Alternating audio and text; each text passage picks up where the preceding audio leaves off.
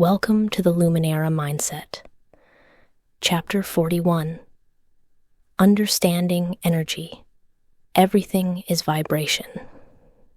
We now stand at the doorway to a new and profound perspective. Having tended to the landscape of our hearts and minds, we are now ready to explore the very substance of reality itself. We are here to understand the fundamental principle that underlies all of creation, a principle understood by ancient mystics and modern physicists alike. Everything is energy. Everything is vibration. Albert Einstein famously said, "Everything is energy, and that's all there is to it.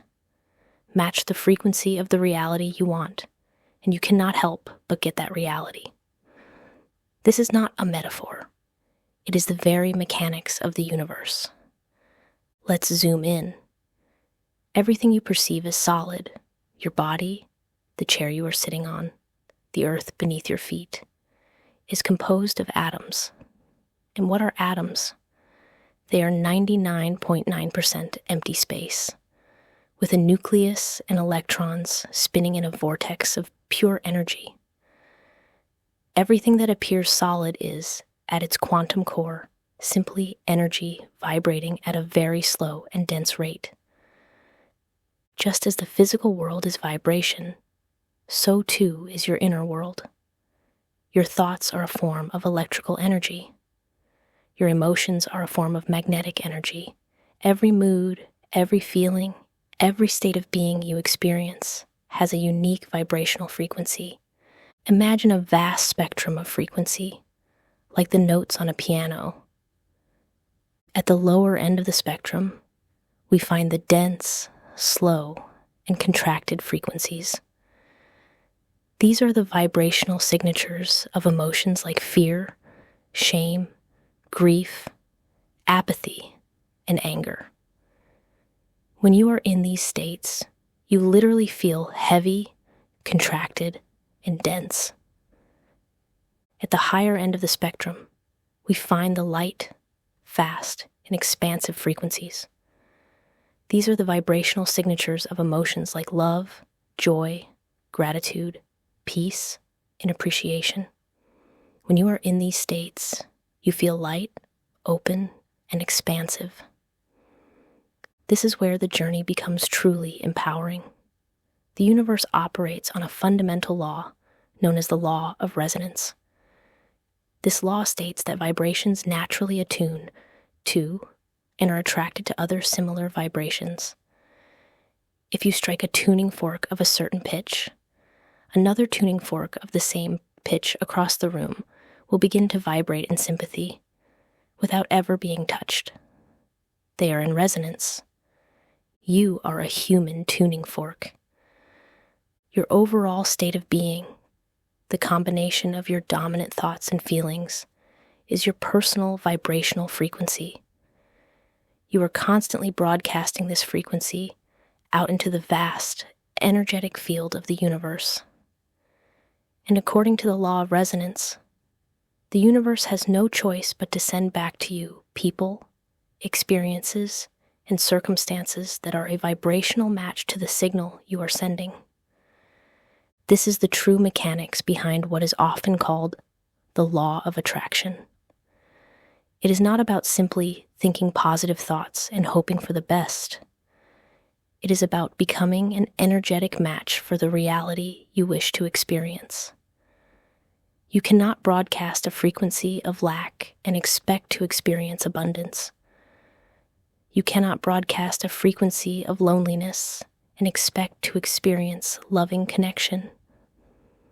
All the work we have been doing up until this point, cultivating gratitude, practicing forgiveness, choosing self-love, has been, at its core, a form of vibrational management.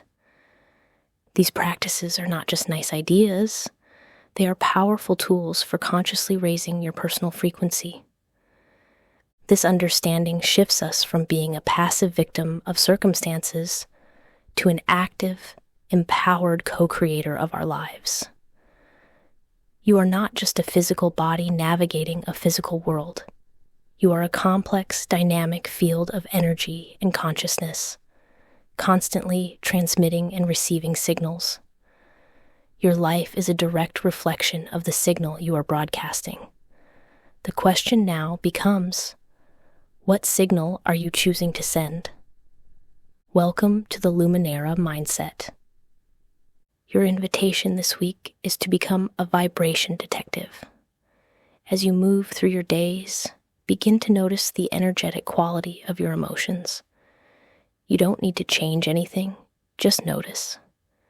When you feel a strong emotion, pause and ask, what is the frequency of this feeling? Does it feel heavy and contracted, or light and expansive? In your journal, simply make note of your observations. This is the first step in developing energetic awareness. Welcome to the Luminara Mindset. Chapter 42, Your Personal Energy Field. We have embraced the profound truth that everything, at its core, is energy in a state of vibration. Now we will take this universal principle and make it deeply personal. If you are a being of energy, then your existence does not simply end at the surface of your skin. You are surrounded by and are constantly radiating a personal field of energy.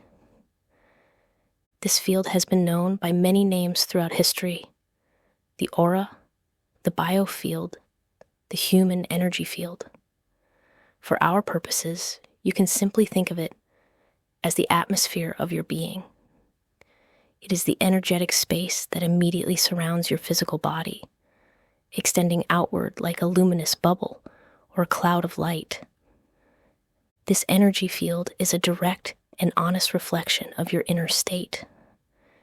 It is colored by your thoughts, textured by your emotions, and vibrates at the frequency of your overall state of being. It is the invisible broadcast of your soul. You have been sensing these fields your entire life, even if you didn't have a name for it. Have you ever walked into a room right after an argument has occurred and you could just feel the tension in the air? You were sensing the dense, chaotic energy left in the space. Have you ever been near a person who is deeply joyful and peaceful, and you felt yourself instantly relax and uplifted in their presence, without them even saying a word? You were basking in the high, harmonious frequency of their personal energy field.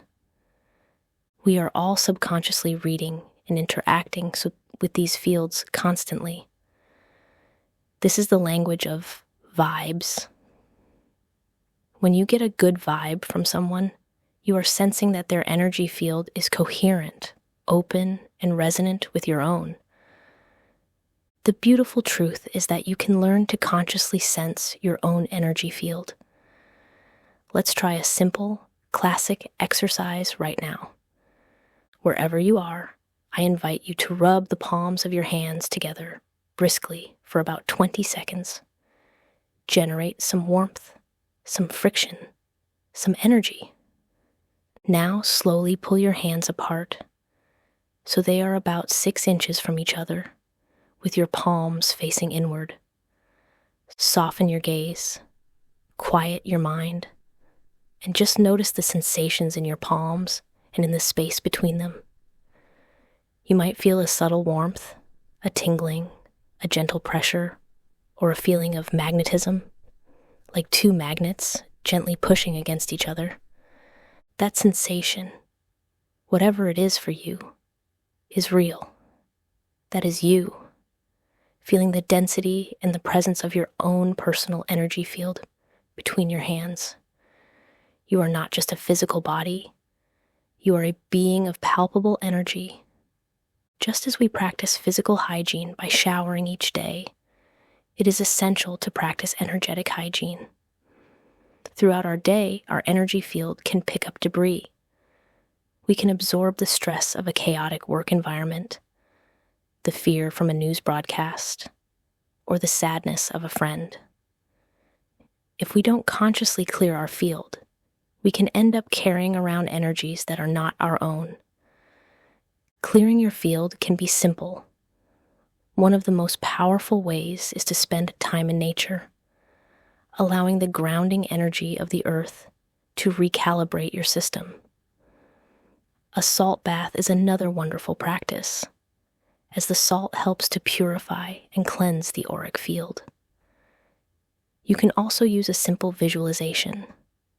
Imagine a beautiful waterfall of shimmering white light pouring down from above your head, washing through and around your entire body and energy field, cleansing away any stress, density, or energy that is not yours, and letting it all drain harmlessly into the earth. Beyond clearing, you can also learn to protect your energy. Before you enter a situation you know might be stressful, like a crowded store or a difficult meeting, you can use a simple visualization. Take a deep breath and imagine a beautiful bubble of shimmering, protective light forming all around you, completely encompassing your energy field. Set the simple intention that this bubble is permeable only to energies of love and light, and that any dense or stressful energies will be gently deflected, unable to enter your space. Becoming aware of and taking responsibility for your personal energy field is a profound act of self-care and empowerment. It is how you learn to maintain your inner state of peace, regardless of the chaos that may be unfolding around you. Welcome to the Luminara Mindset. Your invitation for this week is to practice sensing energy. First, try the hand energy exercise a few times and write down what the sensation feels like for you. Then, as you move through your week, practice noticing the vibe or the energetic atmosphere of different places you enter. A grocery store, a park, your own home. In your journal, simply note your observations. The library felt calm and focused. The office felt tense today. Just build the muscle of paying attention to the invisible world of energy around you. Welcome to the Luminara Mindset.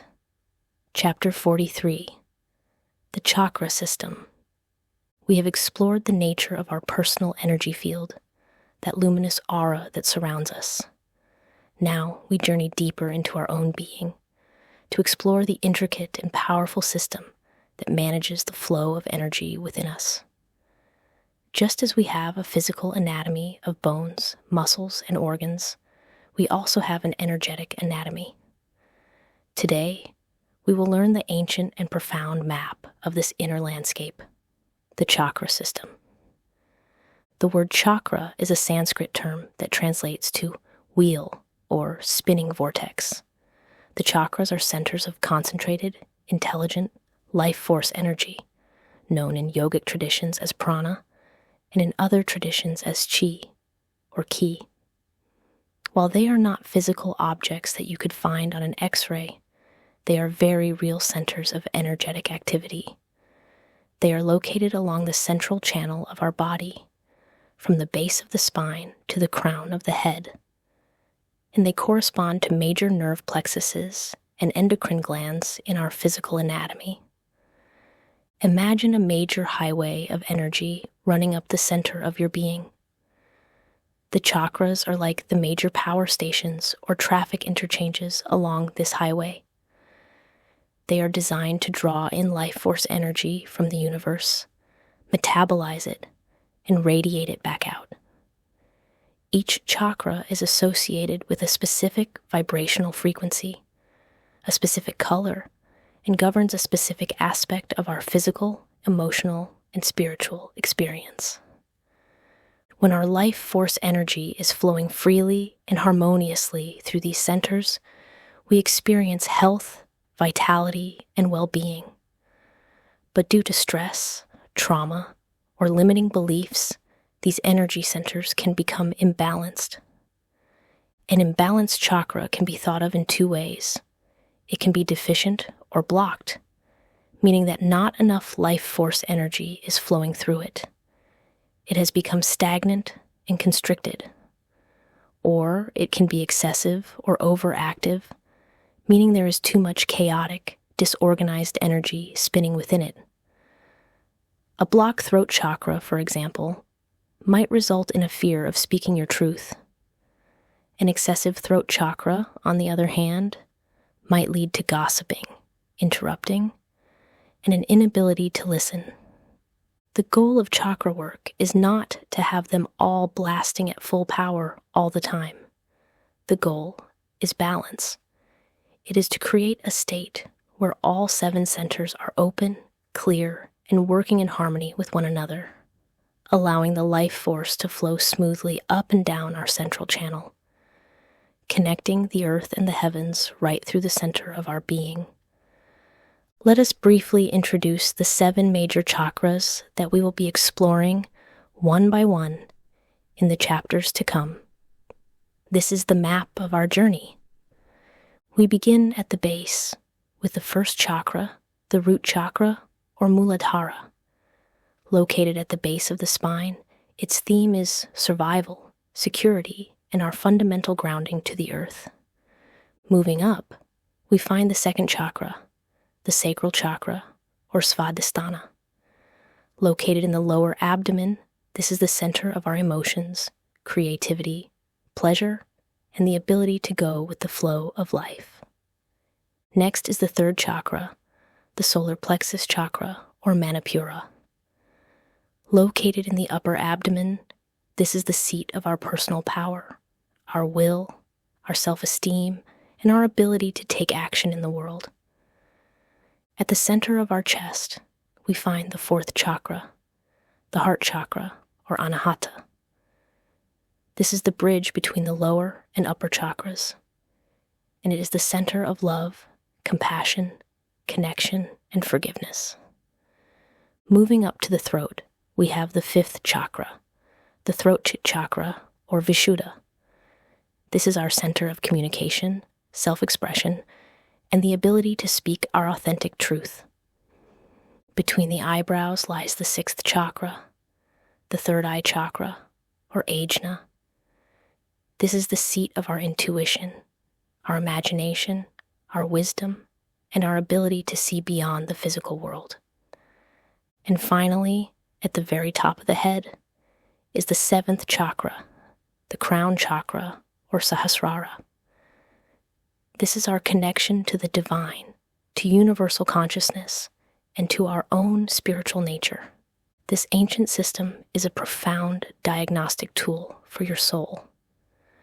By learning to understand the language of your own energy centers, you can identify where your life force is blocked, and you can learn the simple, powerful practices that will bring yourself back into a state of radiant harmony and balance.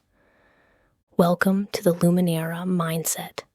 Your invitation for this week is one of simple, intuitive reflection, looking at the brief descriptions of the 7 chakras. Which one or two themes seem to be most active or presenting the greatest challenge in your life right now? Is it grounding, communication, personal power? In your journal, write down the names of the chakras that immediately resonated with you. There is no need for deep analysis yet. Simply notice what your intuition is pointing to. Welcome to the Luminara Mindset. Chapter 44. Balancing your root chakra. Our journey through the chakra system begins where all structures must begin, at the foundation. Today, we explore the first and most fundamental of our energy centers, the root chakra. Its Sanskrit name is Muladhara, which translates to root support. This is the bedrock of your entire energetic system. Located at the very base of your spine, the root chakra is your energetic connection to the physical world. Its element is earth. Its color is a vibrant, deep red. Its core principle is survival. This chakra governs your most basic human needs: the need for food, for water, for shelter, and most importantly, the need to feel safe, secure, and grounded in your physical body and in your life. It is the foundation of your sense of stability, your connection to your family and your tribe, and your right to be here, to take up space, to exist. When your root chakra is balanced and healthy, you feel grounded. You feel present in your body. You feel a deep sense of safety and security in the world.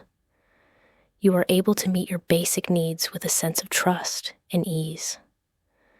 You are resilient, stable, and able to stand firm in the face of life's challenges.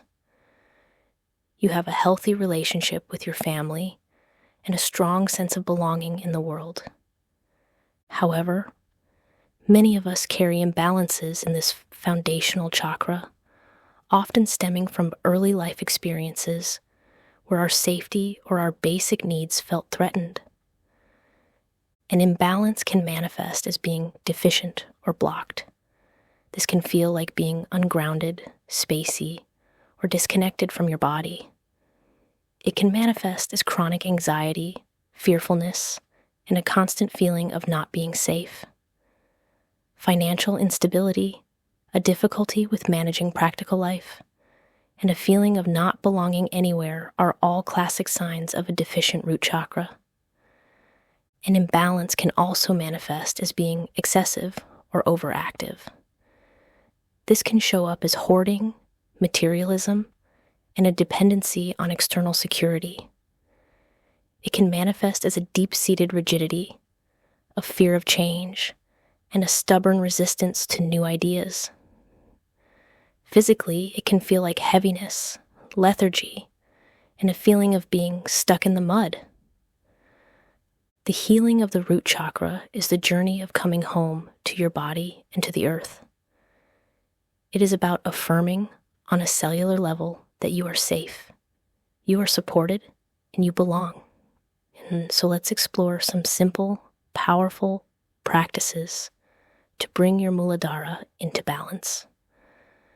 The most direct way is to connect with the earth. The element of this chakra is earth itself. Go outside and practice earthing. Walk barefoot on the grass, the dirt, or the sand. The simple act of putting your skin in direct contact with the planet is profoundly grounding. Gardening, hiking, or even just sitting with your back against a tree can have a powerful, stabilizing effect. Practice grounding movement. Physical movements that connect you to your legs and feet are incredibly beneficial. Stomping your feet on the ground, practicing deep squats, or engaging in yoga poses like mountain pose, where you press your feet firmly into the floor, or the strong warrior poses, all help to draw your energy downward and anchor you.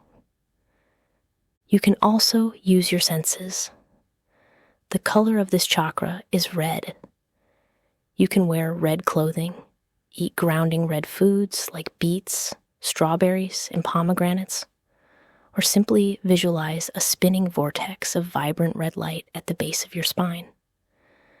Grounding scents from the earth, like cedarwood, patchouli, and sandalwood essential oils, can also be very supportive. And we can use sound healing. The seed mantra, or bija mantra, for the root chakra is the sound lam. You can chant this sound aloud, feeling the deep, low vibration resonate at the base of your spine. Let's try it once together. Take a deep breath in, and on the exhale, L, A, A, A, A, A, M, M, M. Deep, resonant drumming sounds are also exceptionally grounding for this energy center. Finally, you can work with affirmations. Repeat these powerful statements to reprogram your subconscious mind for safety and stability. I am safe and secure. The earth supports me in every moment. I have a right to be here exactly as I am. I have everything I need. I am grounded, stable, and centered. Tending to your root is the most vital and loving first step in any energetic healing. Without a strong, stable foundation, the house cannot stand tall. Welcome to the Luminara Mindset. Your invitation this week is to perform a gentle, grounding assessment. In your journal, reflect on your relationship with the themes of the root chakra. How safe do you generally feel in your body and in the world? How is your relationship with your finances and your ability to meet your basic needs? Without judgment, just notice. Then, choose one simple grounding practice from this chapter, like walking barefoot on the grass for 5 minutes or chanting Lamb for 1 minute, and practice it each day. Note how it makes you feel. Welcome to the Luminara Mindset. Chapter 45. Activating your sacral chakra. Having established our roots deep in the earth with a balanced first chakra, we now allow our energy to rise, to flow, and to feel. We move from the stability of the earth to the fluidity of water. Today, we journey into the second chakra, the sacral chakra. Its Sanskrit name is Svadhisthana, which beautifully translates to one's own sweet place. Located in your lower abdomen, a few inches below your navel, the sacral chakra is the center of your emotional, creative, and sensual world. Its element is water. Its color is a vibrant, warm orange. If the root chakra is about the right to be here, the sacral chakra is about the right to feel. This is the home of your feelings, your passions, your creativity, your healthy desires, and your ability to experience pleasure and joy. It governs your ability to adapt, to change, and to go with the flow of life's currents. When your sacral chakra is balanced and healthy, life feels vibrant. You are in healthy contact with your emotions, able to feel them and express them without being overwhelmed by them. Your creative energy flows freely. You have a healthy and joyful relationship with your body, with pleasure, and with sensuality. You are adaptable, open to change, and able to navigate life's ups and downs with grace. You feel passionate and engaged with your life. Imbalances in this chakra often stem from our early life conditioning, particularly in environments where emotions were shamed or repressed, where we were told, "Don't be so dramatic," or "Boys don't cry," or where pleasure and sensuality were treated as something dirty or sinful. A deficient or blocked sacral chakra can manifest as a fear of pleasure, a sense of emotional numbness, or a feeling of being creatively stuck. There can be a physical and emotional rigidity, a deep fear of change, and a general lack of passion or joy in life. An excessive or overactive sacral chakra, on the other hand, can lead to being overly emotional, prone to drama, and a constant state of being overwhelmed by your feelings. It can also manifest as an addiction to pleasure, poor emotional boundaries, and codependent relationships. Healing the sacral chakra is the journey of giving yourself permission to feel, to create, and to experience joy without guilt. It is about learning to honor the wisdom of your emotional body. Let's explore some beautiful practices to activate your Svadhisthana. The most direct practice is to connect with water. The element of this chakra is water. Take a warm, luxurious bath, perhaps with Epsom salts and essential oils like ylang-ylang or orange. Go for a swim in a lake, a river, or the ocean. Even the simple act of mindfully drinking a glass of water, feeling it hydrate your body, can be a nourishing practice. Embrace fluid movement. This chakra is all about flow. Any movement that feels fluid, sensual, and joyful will help to activate it. Put on some of your favorite music and just dance in your living room. Practice gentle, circular movements with your hips. Engage in flowing yoga sequences that connect one pose to the next with the breath. Engage in non-directed creativity. The sacral chakra is not about creating a masterpiece. It is about the process of creation itself. Give yourself permission to be creative just for the fun of it, with no attachment to the outcome. Paint, draw, color, write poetry, cook a new recipe, play an instrument. Do anything that allows your creative life force to flow through you without judgment. Practice mindful pleasure. We are often so busy, we forget to simply receive the pleasure that is available to us in every moment. Eat a piece of delicious fruit and savor every single bite. Listen to a beautiful piece of music with your full attention. Wrap yourself in a soft blanket and truly feel its comfort. Consciously allow yourself to receive pleasure through your 5 senses and release any guilt associated with it. We can also use sound healing. The seed mantra for the sacral chakra is the sound VAM. You can chant this sound aloud, feeling the vibration in your lower abdomen. Let's try it once. Take a deep breath in, and on the exhale, VAAAAAMMMM. Flowing, sensual, or joyful music is also wonderful for this energy center. And finally, you can work with affirmations. It is safe for me to feel my emotions. I allow my feelings to flow through me in a healthy way. I embrace pleasure, joy, and abundance. My creativity is an infinite and flowing resource. I move through life with ease and grace. By honoring your emotional and creative nature, you tap into the vibrant, flowing river of life itself. Welcome to the Luminara Mindset. Your invitation this week is to consciously nourish your sacral chakra. In your journal, reflect on your relationship with creativity and pleasure. Do you allow yourself time for creative expression just for the joy of it? Do you allow yourself to receive simple pleasures without guilt? Then, choose one small intentional act from this chapter to practice. Perhaps it's taking a mindful bath, dancing to one song, or savoring a special treat, and write about the experience. Welcome to the Luminara Mindset. Chapter 46, Empowering Your Solar Plexus.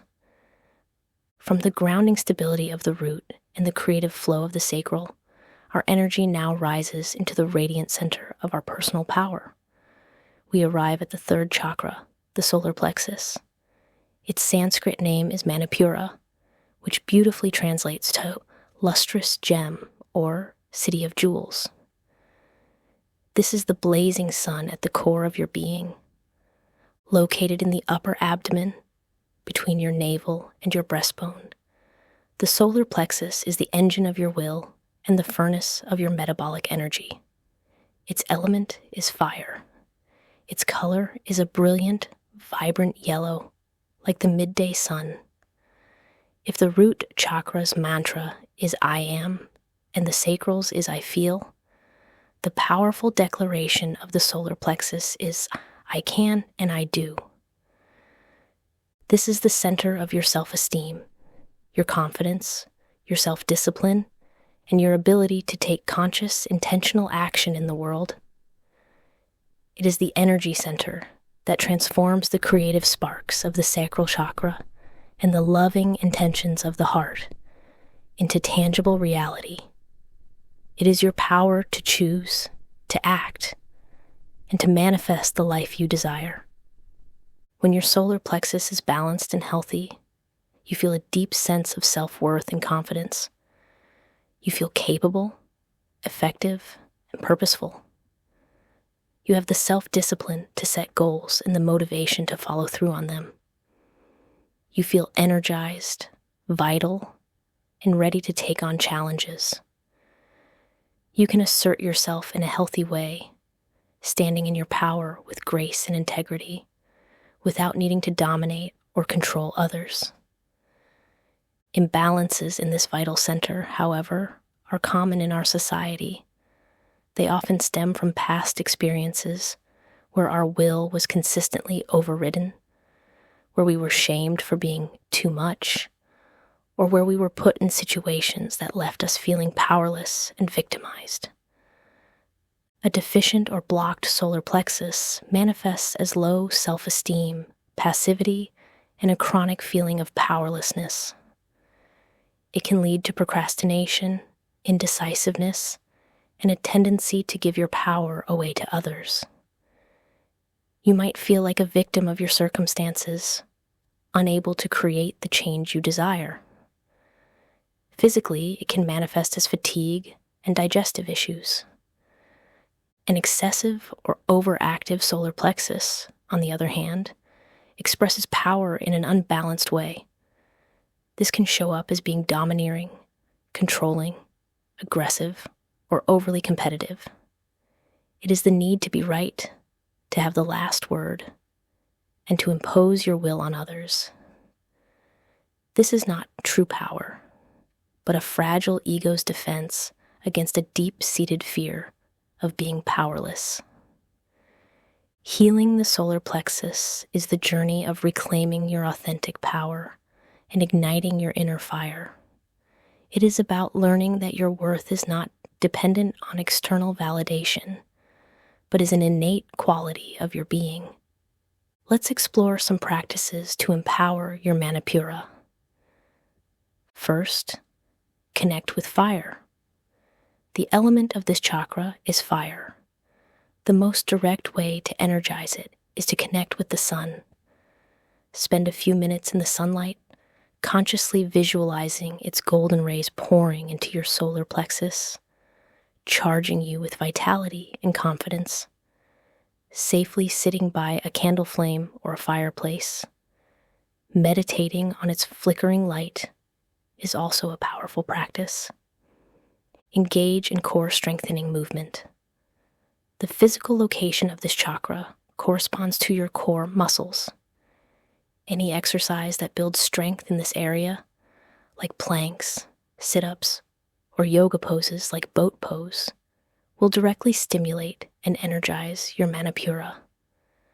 The physical feeling of a strong core translates to the energetic feeling of a strong center. Step outside your comfort zone. Personal power is not a thought, it is an experience. The most effective way to build it is to prove to yourself that you are capable. Choose one small, manageable action this week that feels slightly challenging or scary, and then do it. Make that phone call. Sign up for that class. Finish that project. The act of setting a small goal and following through builds genuine self-esteem and fuels your inner fire. We can also use our senses. Surround yourself with the color yellow. Wear yellow clothing. Place yellow flowers on your desk. And eat energizing yellow foods like bananas, lemons, and corn. Invigorating, fiery scents like lemon, ginger, and rosemary. Essential oils can also help to awaken this center. And we can use sound healing. The seed mantra for the solar plexus is the sound Ram. It is a powerful, projective sound. Let's try it once together. Take a deep breath in, and on the exhale, powerfully, R-A-A-A-A-A-M-M-M-M. Feel the vibration resonate in your upper abdomen. Upbeat, energetic, and motivational music is the perfect soundtrack for this chakra. Finally, empower yourself with affirmations. I am powerful, confident, and capable. I honor the power within me, and I use it for good. I have the self-discipline to achieve my dreams. I stand in my personal power with grace and integrity. True power is not about controlling the world around you. It is about cultivating the self-mastery to control your inner world. Welcome to the Luminara Mindset. Your invitation this week is an act of empowerment. In your journal, reflect on your relationship with your personal power. Then, identify one small, courageous action you can take this week that moves you closer to a goal that is important to you. It should be something that feels both achievable and slightly challenging. Write it down as a commitment. After you have completed it, journal about the experience. How did it feel to follow through and prove your capability to yourself? Welcome to the Luminara Mindset. Chapter 47. Opening your heart chakra. From the fire of our personal power, our energy now rises into the most sacred and transformative center of all. We arrive at the heart. We are here to explore the fourth chakra, the heart chakra. Its Sanskrit name is Anahata, which means unhurt, unstruck, or unbeaten. It signifies a place within us that is pure, whole, and can never be broken. Located at the very center of your chest, the heart chakra is the integration point for the entire system. It is the bridge between our three lower, more physical and personal chakras, and our three upper, more spiritual and transpersonal chakras. It is where matter and spirit meet. Its element is air. Its color is a vibrant, healing green. Its core principle is love. But this is not just the conditional, romantic love we often see in films. The love of the Anahata chakra is unconditional, boundless, and all-encompassing. It is the energy of compassion, of connection, of forgiveness, of empathy, and of gratitude. It is the deep, resonant knowing that we are all interconnected, all part of one magnificent web of life. When your heart chakra is balanced and open, you feel a sense of profound peace and connection. You are able to give and receive love freely and without fear. You feel compassion for yourself and for all other beings, even those you find challenging. You are able to forgive. Your relationships are harmonious and based on mutual respect and unconditional love. You move through the world from a place of grace. The heart, however, is a tender place. Imbalances often stem from our deepest wounds, from experiences of grief, betrayal, abandonment, rejection, or conditional love, from those who were meant to care for us. In response to this pain, we often build protective walls around our hearts to keep from being hurt again. A deficient or blocked heart chakra can manifest as feeling isolated, lonely, and disconnected from others. There can be a deep fear of intimacy, an inability to trust, and a tendency to be critical, judgmental, and unforgiving of yourself and others.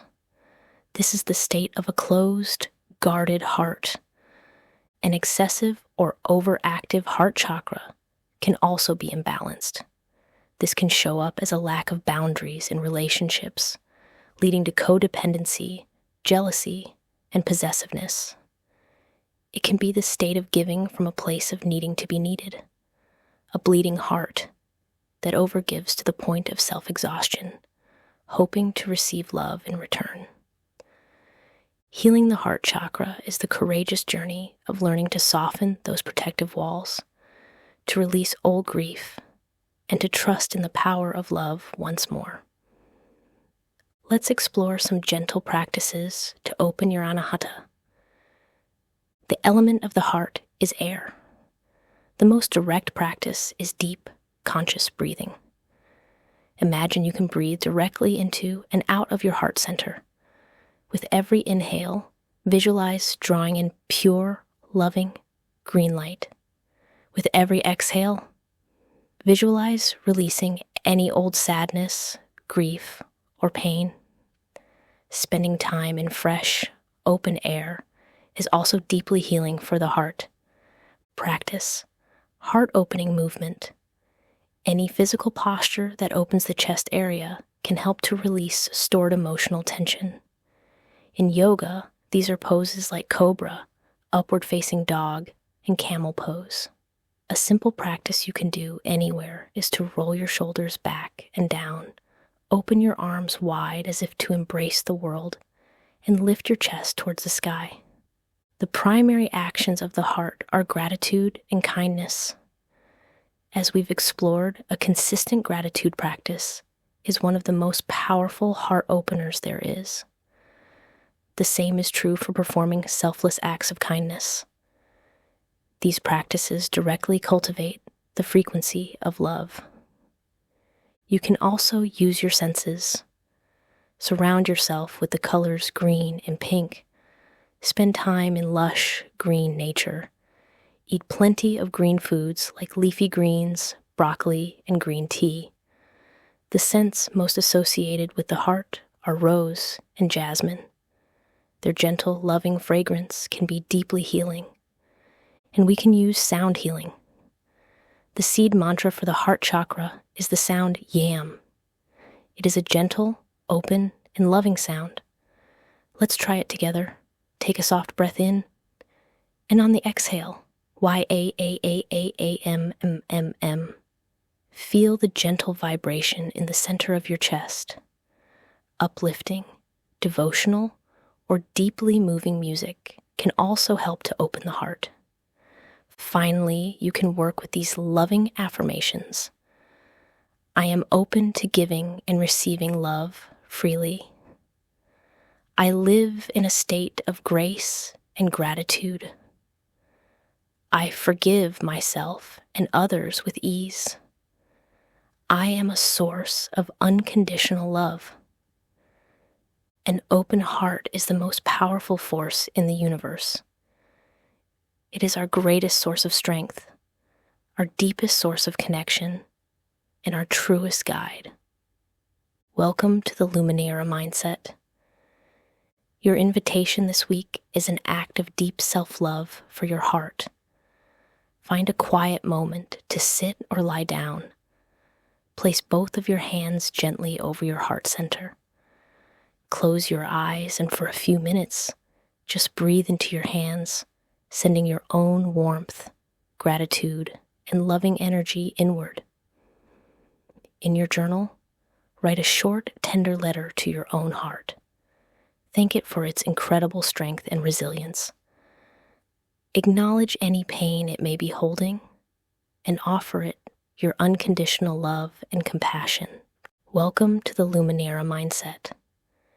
Chapter 48, Expressing Through Your Throat Chakra. From the boundless love of the heart, our energy now rises to the center of expression and truth. We arrive at the fifth chakra, the throat chakra. Its Sanskrit name is Vishuddha, which means purification. This is the sacred portal through which our inner world is expressed into the outer world. Located at the center of your throat, this chakra is the bridge between your heart and your mind. It is the energy center that takes the love and feelings from your heart, combines them with the thoughts and ideas from your mind, and synthesizes them into your unique, authentic expression. Its element is ether or sound. Its color is a clear, vibrant sky blue. If the heart chakra is about feeling love, the throat chakra is about expressing that love. Its core principle is truth. This is our center of communication, creativity expressed through sound and authentic self-expression. It governs not only the words we speak, but also our ability to truly listen. It is the courage to speak our truth, to share our ideas, and to live in alignment with who we truly are. When your throat chakra is balanced and healthy, you are a clear and confident communicator. You can express your thoughts, feelings, and needs with honesty and compassion. You are also an excellent and active listener. You feel comfortable in silence and in speech. Your creativity flows, and you are able to express your unique gifts in the world. Most importantly, you are living an authentic life. where your inner reality and your outer expression are in alignment. Imbalances in this chakra are very common, often stemming from childhood experiences where we were told to be seen and not heard, where our opinions were dismissed, or where we were shamed for speaking our truth. A deficient or blocked throat chakra can manifest as a fear of speaking, a deep-seated shyness, or a feeling that you have nothing valuable to say. You might have difficulty expressing your feelings, find it hard to say no, and often feel unheard or misunderstood. Physically, it can be associated with a very quiet or weak voice. An excessive or overactive throat chakra expresses itself as the inability to listen. This can manifest as talking too much, often to dominate a conversation, gossiping, interrupting others, and being overly critical or dogmatic. This is often a defense mechanism, an attempt to control the outer world with a barrage of words, stemming from a fear of being controlled. Healing the throat chakra is the journey of reclaiming your voice and giving yourself permission to express the truth of your soul. Let's explore some practices to purify your Vishuddha. The element here is sound and ether. The most direct way to activate this chakra is to use your voice. Sing. Sing in the shower. Sing in your car. It doesn't matter if you think you have a good voice. The act of using your vocal cords in a joyful, expressive way is what matters. Chanting, humming, and even reading poetry aloud are all powerful practices. To connect with the element of ether, simply gaze up at the vast, open, blue sky. You can practice releasing neck tension. The throat is a bridge, and like any bridge, it can hold a lot of traffic and tension. Gently stretching your neck and shoulders can physically release blockages and allow energy to flow more freely. Engage in the practice of truthful expression, starting small. For many of us, speaking our truth feels dangerous, so we practice in low-stakes situations, state a simple preference. Actually, I'd rather have tea than coffee. Share a genuine feeling with a trusted friend. I'm feeling a little sad today. The practice is to close the gap between what you are feeling inside and what you are expressing outside. We can also use our senses. Surround yourself with the color light blue. Wear a blue scarf. Drink soothing herbal teas like peppermint or chamomile, which are wonderful for the throat. Use clarifying essential oils like eucalyptus or lavender. And we can use sound healing. The seed mantra for the throat chakra is the sound ham. It is a clear and resonant sound. Let's try it once. Take a clear breath in, and on the exhale, H-A-A-A-A-A-M-M-M. Feel the vibration in your throat. Music with harmonic overtones or enchanting is also very purifying for this center. Finally, you can work with these authentic affirmations. I speak my truth with clarity, love, and compassion. It is safe for me to express my authentic self. My voice is valuable and deserves to be heard. I am an excellent and compassionate listener. I live in alignment with my deepest truth. Your voice is your sacred instrument, a gift you were given to share the unique music of your soul with the world. Welcome to the Luminara Mindset. Your invitation this week is to explore your relationship with your voice. In your journal, reflect on these questions. In what situations do I feel most comfortable and confident expressing myself? In what situations do I tend to hold back or silence my own voice? Without judgment, simply notice the patterns. Then, identify one small, simple truth you would like to express more openly in your life this week. Welcome to the Luminara Mindset. Chapter 49, Awakening Your Third Eye. Our journey now takes us from the truth we speak to the truth we see. We ascend from the throat's expression to the mind's perception, arriving at the sixth chakra, the third eye. Its Sanskrit name is ajna, which means to perceive or to command. This is the sacred seat of your intuition, the center of your inner vision, and the home of the wise, loving guide that exists within you. Located in the center of your forehead, slightly above your eyebrows, the third eye is our gateway to seeing beyond the five physical senses. Its element is light. Its color is a deep, cosmic indigo, like the midnight sky. If the throat chakra allows us to express our truth, the third eye is what allows us to first perceive that truth.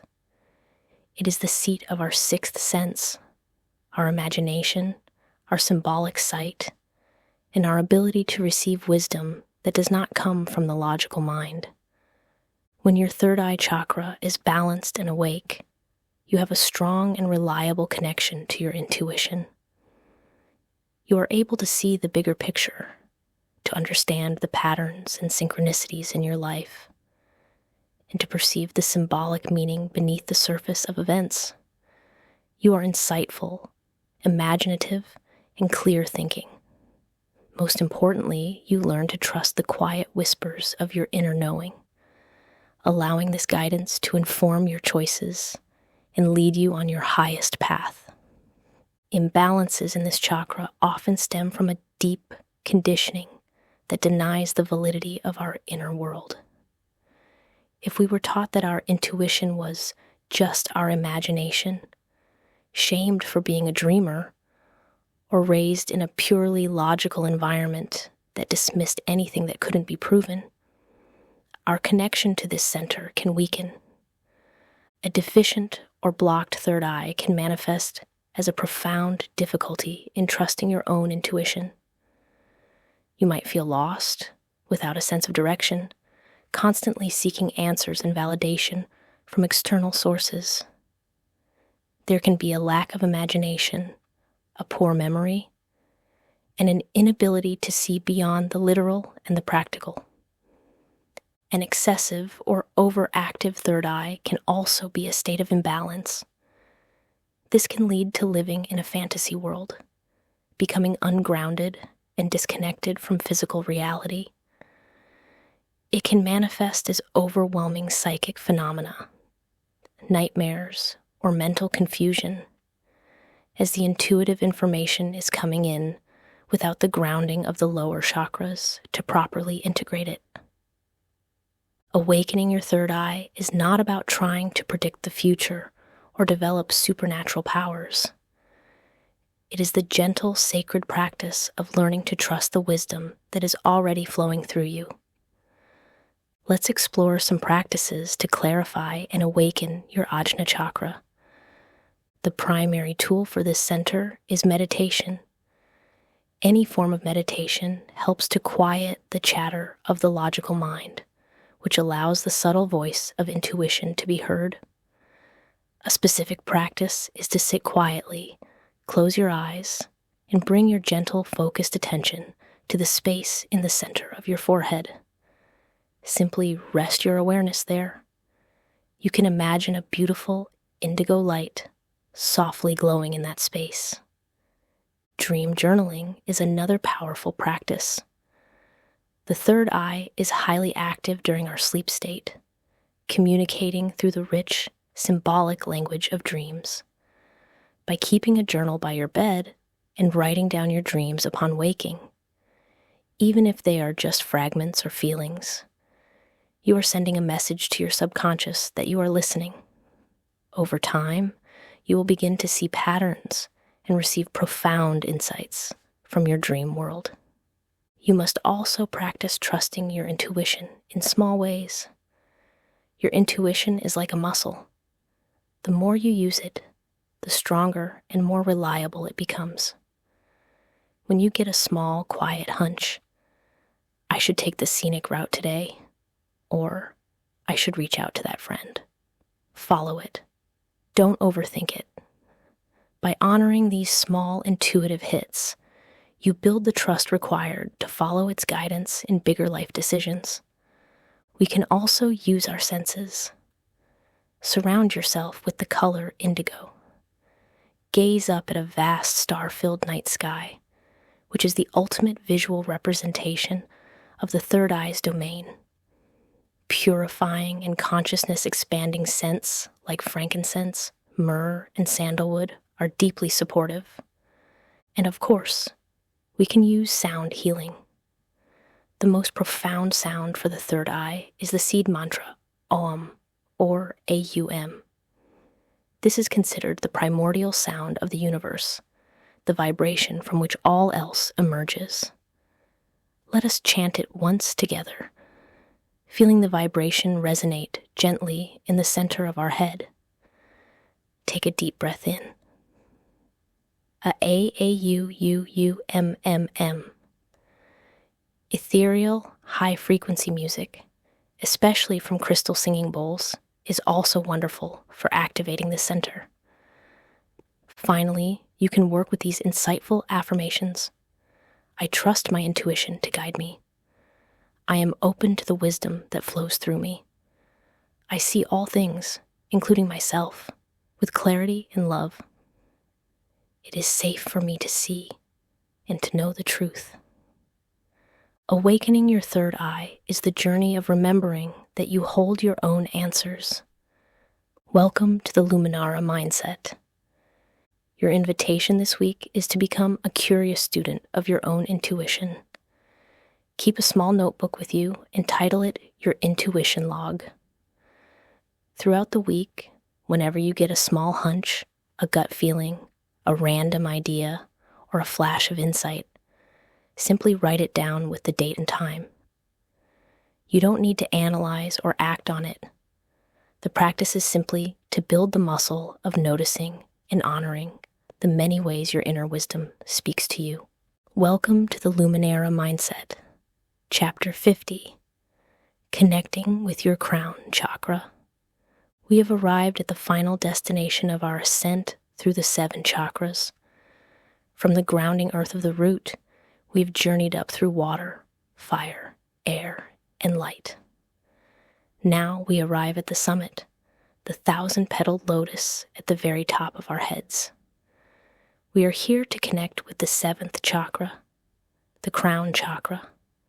Its Sanskrit name is Sahasrara, meaning 1,000-petaled. Located at the crown of the head, this chakra is our gateway to the infinite. Its element is consciousness itself. Its colors are a divine violet, a shimmering white, or a brilliant golden light. If the root chakra is our connection to Mother Earth, the crown chakra is our connection to the Great Spirit, to God, to the universe, to the source of all that is. It is the center of our spiritual connection, our sense of unity, and our pure, boundless awareness. This is where we transcend the individual ego and remember our true nature as a drop in the vast ocean of consciousness. When your crown chakra is balanced and open, you experience a profound sense of oneness with all of life. The illusion of separation dissolves. You live in a state of grace, trust, and surrender to a higher wisdom. You feel connected to a purpose that is larger than your individual life, and you move through the world with a sense of peace that does not depend on external circumstances. It is the state of enlightened awareness. An imbalance here can show up in a couple of ways. A deficient or blocked crown chakra can manifest as a deep feeling of spiritual disconnection. This can look like cynicism, apathy, or a feeling of being utterly alone in a meaningless universe. There can be a rigidly closed mind, an inability to see beyond the material world, and a deep fear of death. An excessive crown chakra creates a different kind of imbalance. This is the state of being overly spiritual to the point of being ungrounded. It can manifest as spiritual bypassing, using spiritual concepts to avoid dealing with messy human emotions in practical life. It is the state of having your head in the clouds, disconnected from your body, your feelings, and your responsibilities here on earth. A healthy spiritual life requires both the roots in the earth and the lotus, reaching for the heavens. The journey of the crown chakra is one of remembrance. It is not about attaining something you don't have. It is about remembering the divine connection that is your birthright. The practices for this chakra are often about subtraction, not addition. They are about getting quiet enough to experience what is already here. The primary practice is meditation and silence. The crown chakra is opened not by striving, but by surrendering. Meditation that focuses not on an object, but on pure open awareness, simply witnessing the space between your thoughts, is profoundly activating for this center. The true mantra of the crown is the sound of silence. Next is the practice of cultivating wonder and awe. Awe is the emotion that dissolves the ego. Actively seek out experiences that inspire this feeling in you. Gaze up at the stars on a clear, dark night and contemplate the infinite vastness of the cosmos. Listen to a piece of music so majestic and beautiful that it brings you to tears.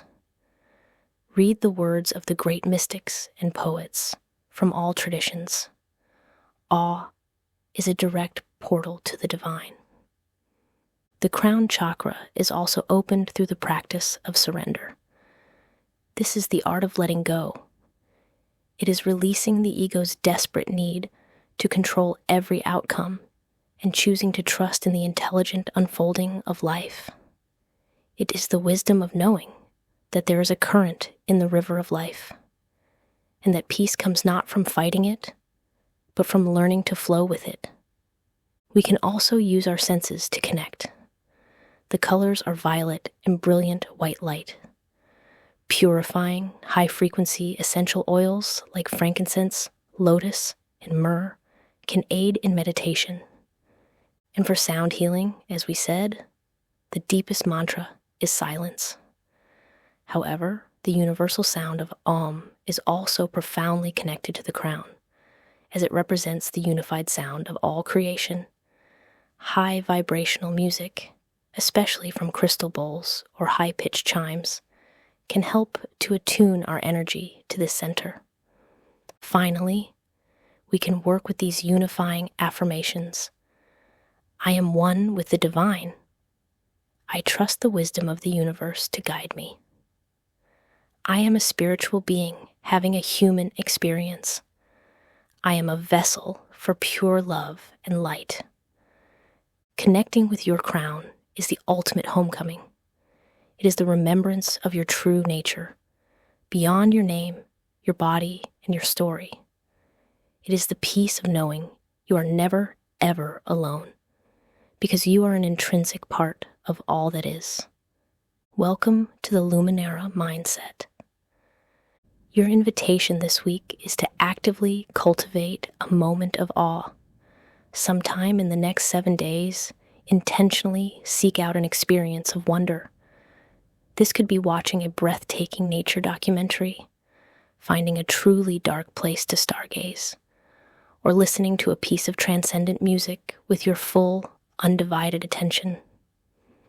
In your journal, your task is not to describe what you saw or heard, but to describe the feeling of awe, wonder, and connection that it inspired within you.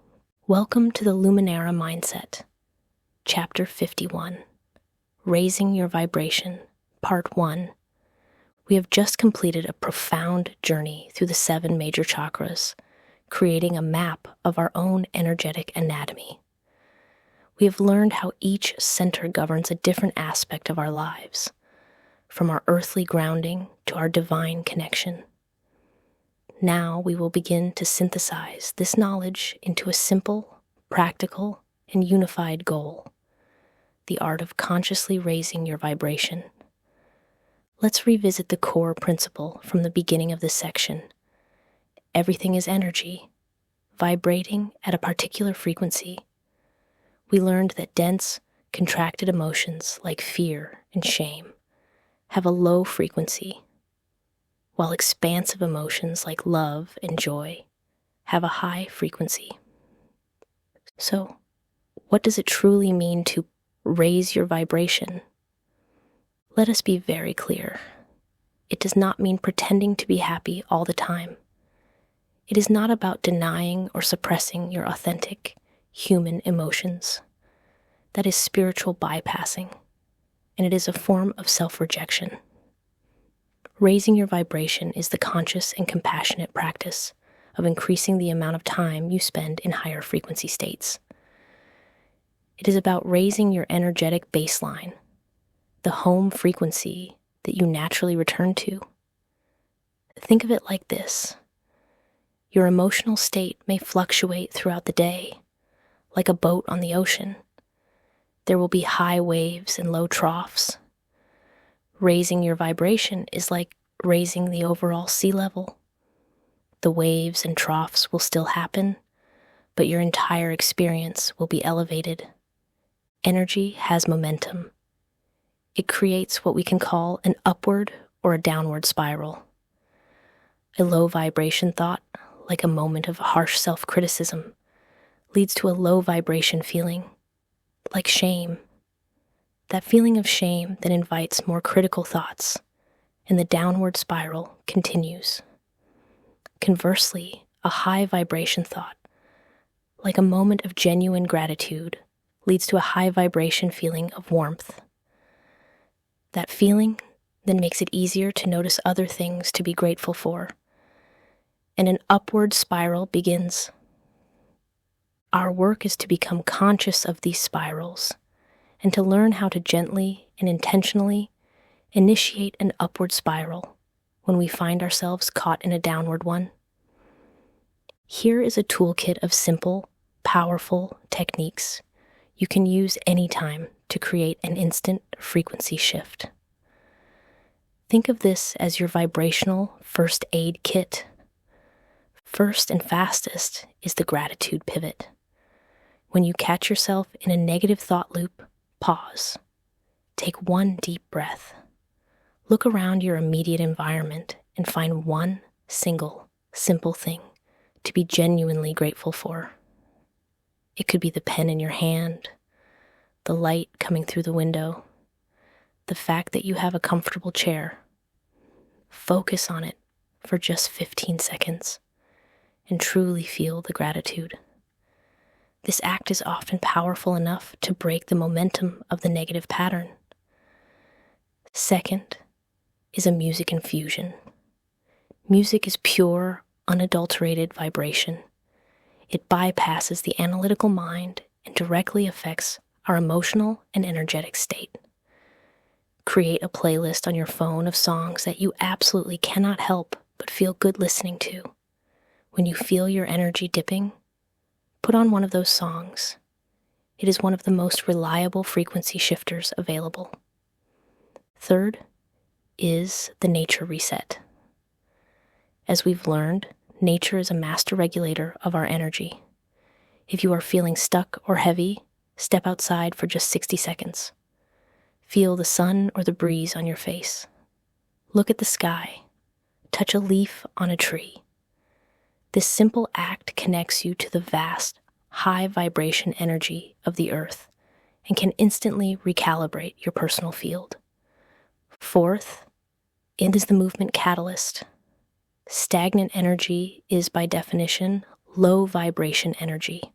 The quickest way to change your state is to change your physiology. Stand up, do 10 jumping jacks, put on a song and dance with wild abandon for 3 minutes. Vigorously shake your hands, your arms, your whole body. This physically breaks up the dense energy and gets your life force flowing again. And finally, you can use the loving memory. Close your eyes, take a breath, and call to mind a vivid memory where you felt pure, unconditional love or overwhelming joy. It could be a moment with a loved one, a pet, or a breathtaking experience in nature. Don't just think about it. Relive it. See what you saw, hear what you heard, and most importantly, feel the emotion in your body as if it were happening right now. Your body will respond by releasing the same high-frequency chemistry, instantly shifting your state. You are the conductor of your own energetic orchestra. In any given moment, you have the power to choose a new thought, a new focus, and therefore, a new frequency. Welcome to the Luminara Mindset. Your invitation this week is to assemble your own vibrational first aid kit. In your journal, create a dedicated page with this title. Throughout the week, consciously identify and list at least 5 things.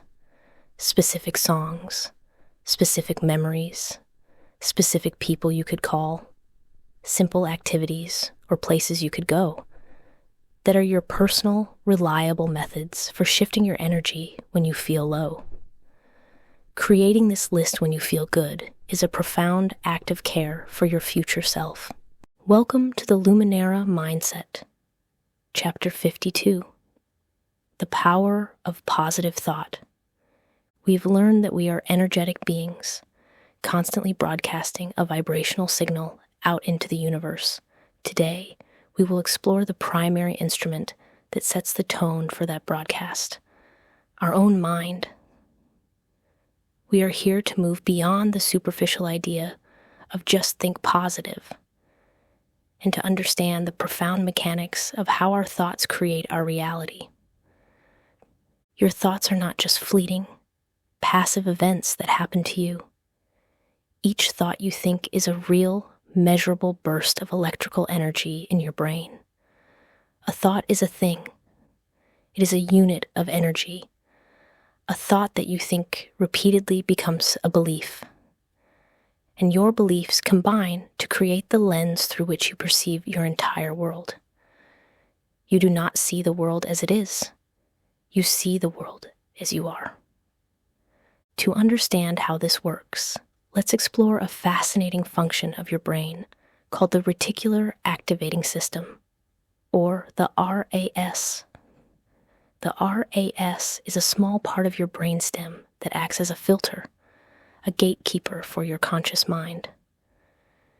You are being bombarded with billions of bits of sensory information in every moment, far too much to process. Your RAS is the bouncer at the door of your awareness, deciding which information gets in. And how does it decide what's important enough to let through? It listens to you.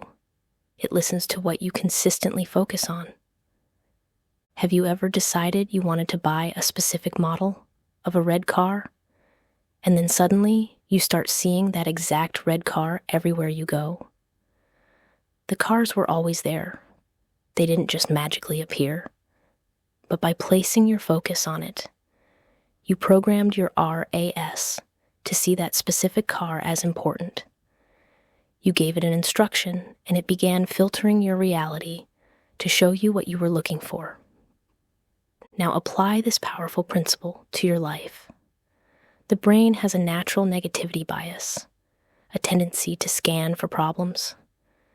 If you consistently focus on thoughts of lack, of problems, of what's going wrong, you are programming your RAS to be a world-class detective for evidence of lack and problems. And it will diligently show you all the proof you need that your negative beliefs are true. However, the opposite is also true. When you consciously and consistently practice choosing thoughts of gratitude, of opportunity, of possibility, and of appreciation, you begin to retrain your RAS. You are giving it a new set of instructions. You are telling it, show me the good. Show me the opportunities. Show me the reasons to be hopeful. And just as diligently, your brain will begin to filter your reality to show you a world filled with opportunities and blessings that were there all along, but were previously invisible to you. This is the real power of positive thinking. It is not about denying reality. This is a crucial distinction. We are not here to practice toxic positivity, to pretend that challenges do not exist. Acknowledging a problem is necessary, but dwelling on it, obsessing over it, and giving it all of your energetic focus is a choice. The practice is not to ignore the challenge, but to consciously choose an empowering thought about the challenge.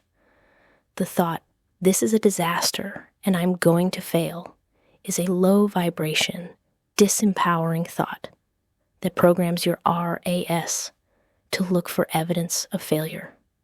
The thought, "This is a challenge and I am capable of learning and finding a solution," is a high vibration, empowering thought that programs your RAS to look for solutions and resources. The situation is the same. The thought you choose about it changes everything. The most practical way to begin this is with a practice I call the pivot. When you notice yourself caught in a negative thought loop, the first step is not to fight it. Fighting a thought gives it more energy. The first step is to simply acknowledge it with mindfulness. Ah, I see you. Thought of fear. Then you gently pivot. You don't have to leap from despair to ecstasy. You just have to find a thought that feels slightly better, a thought that offers a little more relief and expansion. If you're stuck in the thought, "I'll never get this all done," a huge leap to "I am a master of productivity" might feel false. But a gentle pivot to "I can take the next right step," or "I can handle this one piece at a time," is believable, and it shifts the energy from overwhelm to capability. Your thoughts are the brushstrokes with which you paint the canvas of your experience. While you may not always be able to control the very first thought that pops into your head, you always have the divine power to choose the second one. Welcome to the Luminara Mindset. Your invitation this week is to become a conscious observer of your own mental diet. For just one day, carry a small notebook or use a note on your phone. Your only task is to pay gentle attention to the flavor of your recurring thoughts. Are they mostly critical, worried, hopeful, or grateful? At the end of the day, look at your notes without any judgment. Simply become aware of your current thought patterns. This awareness is the first and most powerful step toward conscious change. Welcome to the Luminara Mindset. Chapter 53. Visualization. Seeing your success. We have learned that our thoughts are the electrical signals we send out to the universe and to our own minds. Now we will learn to speak to our subconscious in its most fluent and powerful native language, the language of images and feelings. We are here to explore the profound creative practice of visualization. Visualization is so much more than idle daydreaming. It is a focused, intentional act of mental rehearsal. It is the art of building a new reality in the workshop of your imagination before you manifest it in the physical world. This is a technique used by the world's most successful athletes, artists, speakers, and leaders to achieve peak performance and bring their visions to life. To understand why this works, we must understand our subconscious mind. The subconscious does not think primarily in linear words and logic. It thinks in images, symbols, and emotions. Furthermore, your brain and your nervous system cannot tell the difference between a vividly imagined experience and an experience that is actually happening. When an Olympic skier closes their eyes at the top of the mountain and visualizes every turn, every jump, and every gate of their race perfectly, their brain is firing in the exact same sequence as it would if they were physically skiing. The same muscles are being sent the same signals. They are literally practicing the race in their mind, building the neural pathways for success before they even begin. This is what you will learn to do for your own life. There are two primary types of visualization that work together beautifully. The first is outcome visualization. This is the practice of imagining the desired end result. It is seeing yourself crossing the finish line of the marathon, holding the keys to your new home, laughing with your loving partner, or seeing the congratulations email in your inbox. This type of visualization is what creates the powerful emotional magnet. It generates the high-frequency feelings of joy, relief, gratitude, and success, which then begin to draw that reality to you, according to the law of resonance. It sets the destination for your subconscious mind. The second is process visualization. This is the practice of imagining the steps you will take to achieve the outcome. This is seeing yourself calmly studying for the exam, confidently and clearly delivering the presentation, or patiently putting in the work at the gym. This type of visualization builds competence, reduces anxiety about the how, and programs your mind and body for effective action.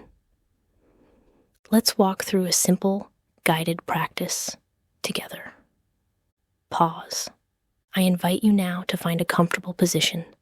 Soften your gaze or gently close your eyes.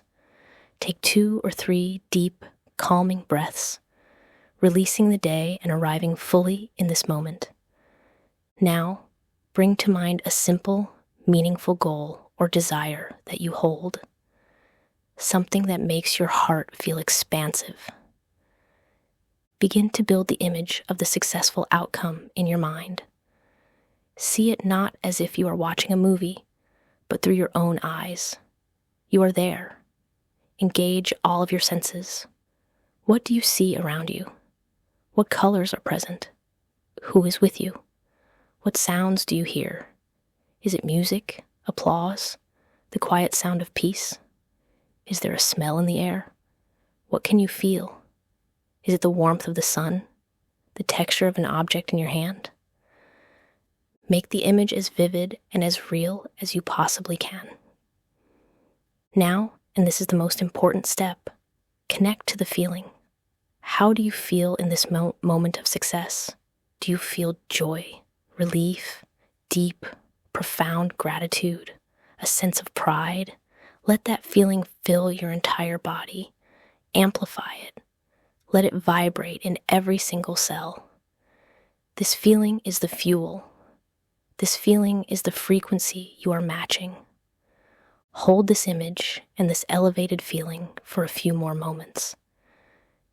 And now, with a final deep breath, gently release the image.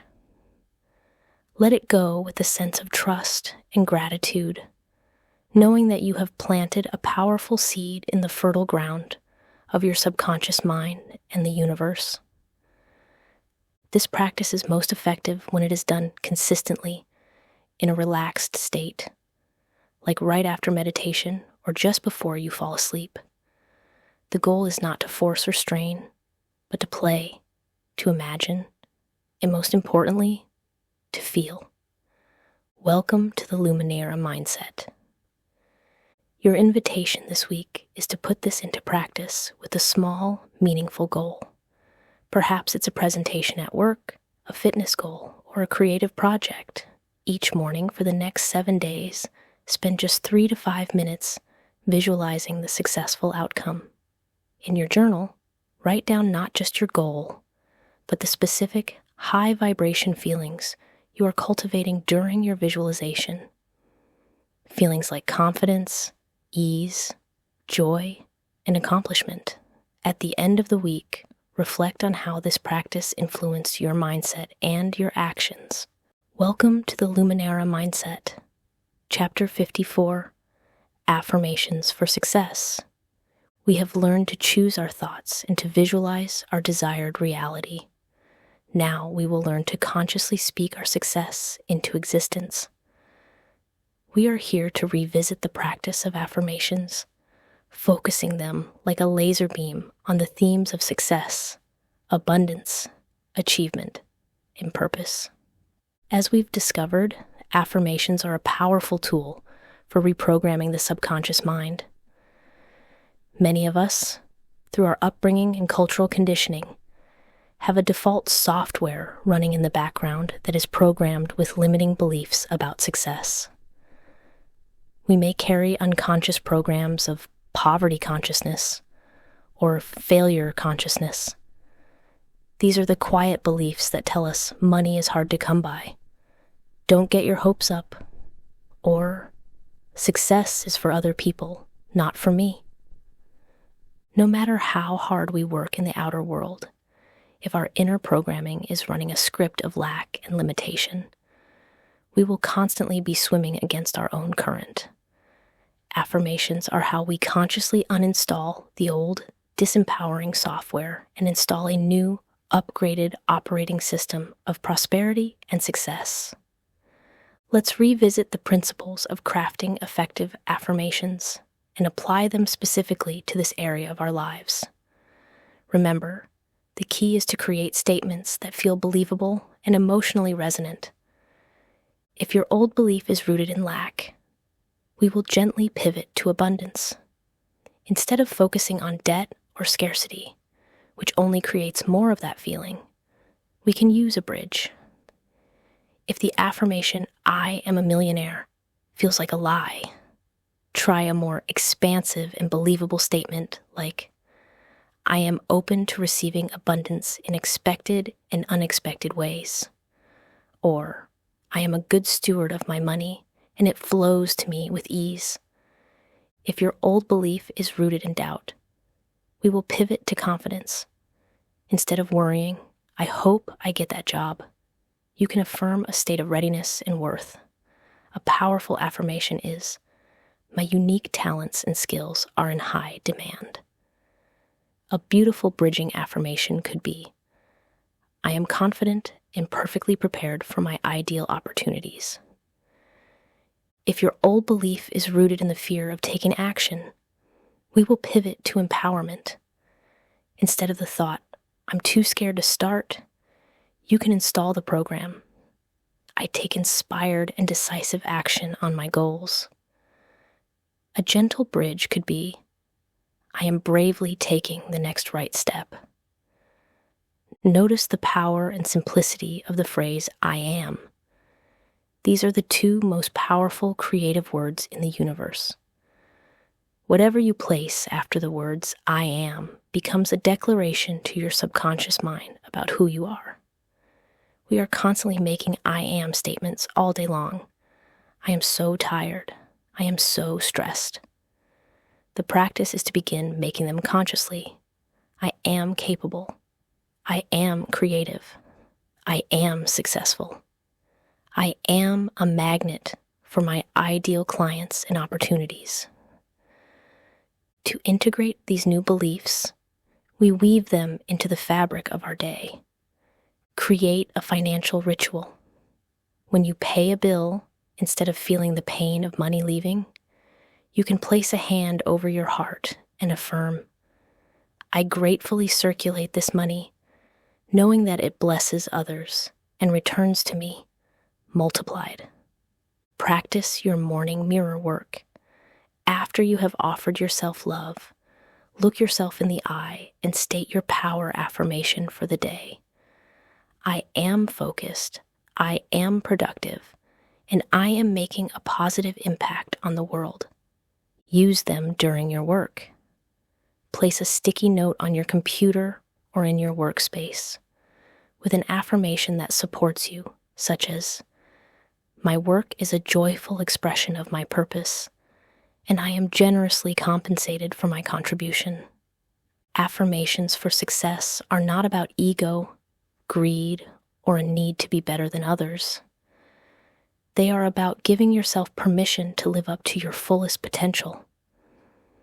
They are about affirming your divine birthright, to live a life that is abundant, joyful, purposeful, and fulfilling in every way. Welcome to the Luminara Mindset. Your invitation this week is to become a belief detective.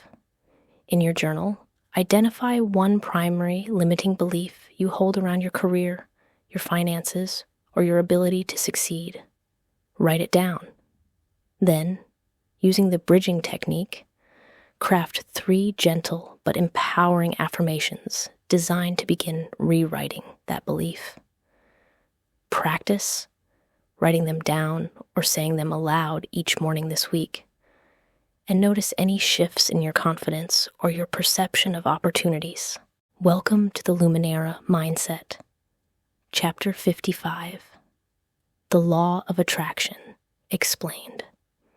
We have explored the truth that everything is energy, that our thoughts and feelings are a vibrational signal we are constantly broadcasting. Today, we will explore the universal law that governs this broadcast. We are here to demystify one of the most popular and perhaps most misunderstood spiritual concepts of our time, the law of attraction. This law has been the subject of immense hype and, for many, immense confusion. It has sometimes been presented as a cosmic vending machine. You put in a positive thought, and the universe delivers your desires. When this doesn't happen, it can lead to frustration, self-blame, and a dismissal of the entire concept. Our purpose today is to move beyond the hype and explore the law of attraction from a grounded, empowered, and nuanced perspective. At its core, the law of attraction is simply another name for the law of resonance, which we have already discussed.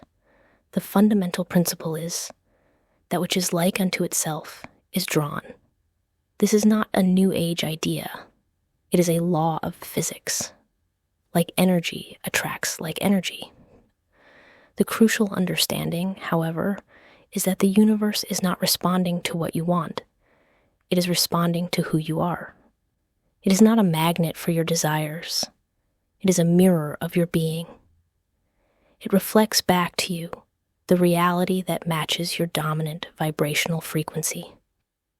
The popular understanding of this law is often simplified into 3 steps: ask, believe, receive. Let's deepen our understanding of what these words truly mean. Ask is not merely about asking with your words or your wishes.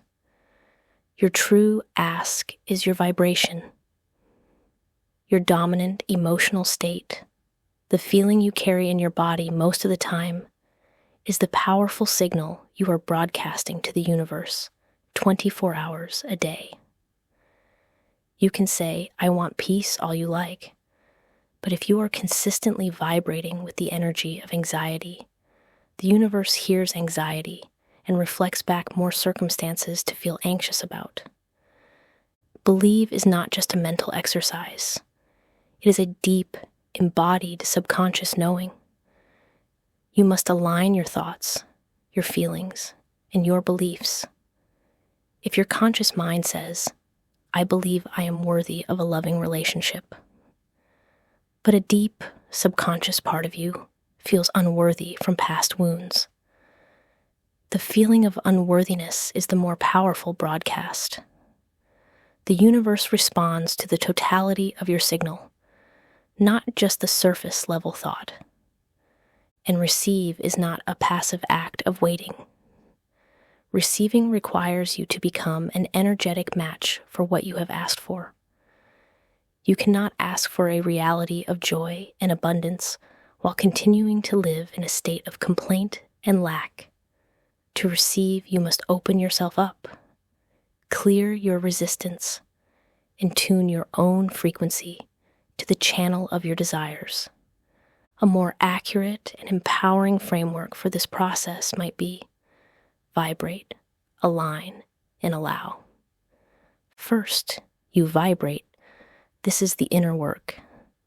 Through practices like visualization, gratitude, and affirmations, you consciously cultivate the feeling of your desire as if it is already your reality. You don't focus on the absence of the thing you want. You focus on the presence of the feeling it will bring you. This is you, intentionally tuning your human instrument to the frequency of your desired reality. Second, you align. This is the outer work, the bridge between the inner and outer worlds. You must be willing to take inspired action that is in alignment with the reality you are calling in. We will explore this vital step in depth in our next chapter. And third, you allow. This is the art of surrender and trust. You must release your desperate attachment to the outcome. You must let go of the need to control the how and the when. Your job is the what and the why. The how and the when are the domain of the universe, of that larger intelligence that can see the whole picture. Your need to control it creates a resistant, low-frequency energy that actually blocks the very thing you desire. The law of attraction is not a magic trick. It is a profound spiritual practice. It invites us to become the master of our own energy, to take radical responsibility for our focus, and to cultivate a deep and abiding trust in the benevolent flow of life. Welcome to the Luminara Mindset. Your invitation this week is to explore the feeling behind the form. In your journal, write down a specific desire you have. Then ask yourself, what is the core feeling I believe this manifestation will bring me?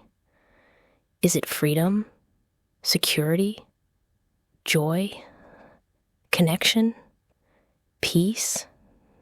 For the next few days, instead of obsessing over the external thing, see if you can find small, simple ways to cultivate that feeling in your life right now.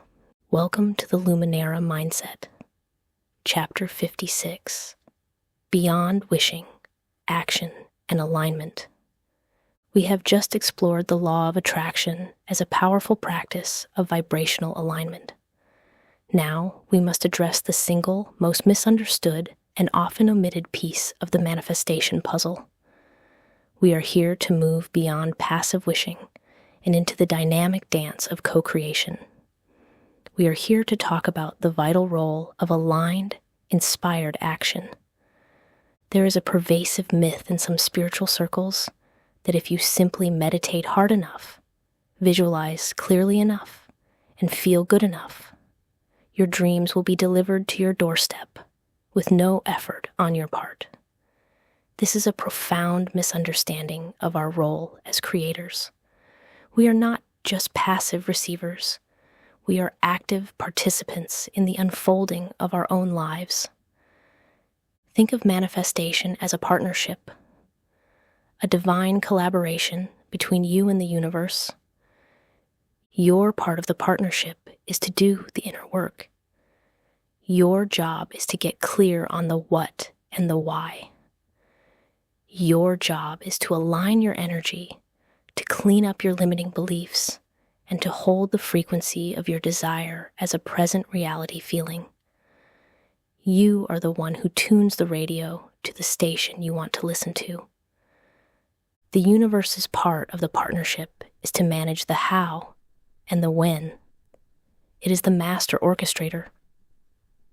It can see the entire web of connections and possibilities, far beyond what our limited minds can perceive. Its job is to arrange synchronicities, to open doors, and to present you with opportunities that are in resonance with the frequency you are broadcasting. But here is the key. You still have to walk through the open doors. Taking action is the ultimate statement of faith and belief to the universe. It is the physical embodiment of your energetic intention. It is you demonstrating through your body and your choices that you truly believe your desire is possible and on its way. Action is the bridge that carries the energy from the non-physical realm of thought and feeling into the physical realm of manifested reality. Without this bridge, the energy can remain stuck in the world of dreams. Now, it is crucial to distinguish between two very different types of action. The first is what we might call forced action, or hustle. This type of action comes from the ego. It is driven by fear, by a feeling of lack, and by a desperate need to control the outcome. It feels heavy, stressful, and frantic. It is the energy of trying to force a flower to bloom by prying its petals open. It is the feeling of paddling a canoe frantically upstream against the current. The second and far more powerful type of action is inspired action. This type of action comes from your higher self, from your intuition. It is driven by trust, by a feeling of excitement, and by a sense of flow. It feels light, joyful, and often effortless. It is the energy of noticing the gentle current of the river and placing your paddle in the water to gracefully steer your canoe in the direction it is already flowing. So how do you recognize inspired action? It often feels like a gentle nudge, a quiet what if, a sudden good idea that seems to pop into your mind out of nowhere, often when you are relaxed and not thinking about the problem, like in the shower or on a walk. It feels expansive and exciting in your body, even if your mind thinks it's a little scary. There is a sense of rightness and resonance to it. It often shows up as the next simple, logical step. It is not about figuring out the entire staircase. It is simply about taking the one step that is being illuminated right in front of you. The practice, then, is a beautiful dance. First, you do your inner work of alignment. You meditate, you visualize, you feel grateful. Then, you let go. You surrender your need to control, and you simply pay attention. When that intuitive nudge, that synchronous opportunity, that inspired idea arrives, you act on it. You send the email, you make the phone call, you sign up for the class, you have the conversation. This is you, meeting the universe halfway. This is you, doing your part of the divine dance. Welcome to the Luminara Mindset. Your invitation this week is to practice listening for inspiration. In your journal, write down one desire you are currently cultivating. Then, at the top of a new page, write the question, what is one small, simple, inspired action I can take this week to move in the direction of this desire? Then, get quiet. Go for a walk. Take a bath. Listen for the gentle answer that arises. It should feel light and expansive, not like a heavy should. Write it down, and then commit to taking that one step. Welcome to the Luminara Mindset. Chapter 57. Cultivating a can-do attitude. We have learned to align our energy and to take inspired action. Now we must cultivate the inner resource that sustains us on this journey, especially when we face inevitable challenges and setbacks. We are here to cultivate the resilient, optimistic, and deeply empowering engine of belief known as a can-do attitude. A can-do attitude is not about naive optimism or pretending that things are not difficult. It is the deep-seated, embodied belief in your own ability to learn, to adapt, to grow, and to handle whatever life presents to you. It is the vibrational frequency of capability. It is the inner knowing that you may not have all the answers right now, but you are resourceful enough to find them. The work of Stanford researcher Dr. Carol Dweck provides a powerful framework for understanding this. She identifies 2 core mindsets through which people view their abilities. The first is the fixed mindset. A person with a fixed mindset believes that their talents and abilities are static, carved in stone. They believe they are either good at something or bad at it, and there's not much they can do to change it.